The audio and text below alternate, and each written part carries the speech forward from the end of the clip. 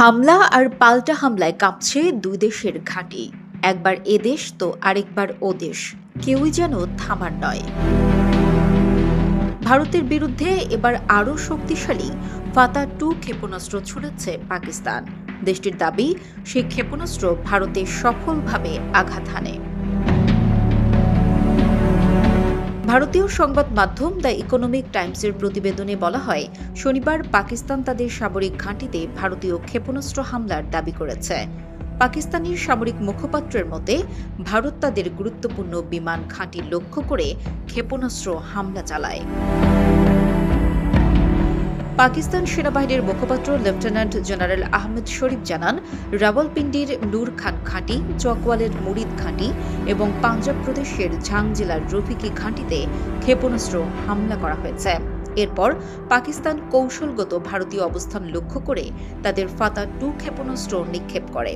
তবে ভারতীয় সূত্র সংবাদ মাধ্যমটিকে জানিয়েছে, ফাতা-2 ক্ষেপণাস্ত্র সফলভাবে প্রতিহত করা হয়েছে, ফলে তেমন কোনো ক্ষতি সাধন হয়নি। ফাতা-2 হল পাকিস্তানের তৈরি একটি গাইডেড আর্টিলারি রকেট সিস্টেম। পাকিস্তানের সেনাবাহিনী কর্তৃক 2021 সালের ডিসেম্বরে প্রথম আনুষ্ঠানিকভাবে ক্ষেপণাস্ত্রটি পরীক্ষা করা হয়।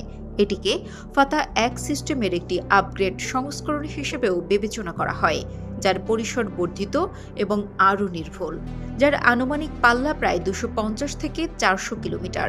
এটি প্রচলিত ওয়ারহেড বহন করতে পারে এবং সামরিক অবস্থান, রাডার স্থাপনা এবং সরবরাহ সুবিধাগুলোতে আঘাত করার জন্য ডিজাইন করা হয়েছে। ক্ষেপণাস্ত্রটি নির্ভুলভাবে আঘাত হানতে ইনার্শিয়াল নেভিগেশন এবং স্যাটেলাইট গাইডেন্স ব্যবহার করে। এদিকে ভারতের ভাতিন্ডা বিমান ঘাঁটিতেও হামলা চালিয়ে গুঁড়িয়ে দিয়েছে পাকিস্তান।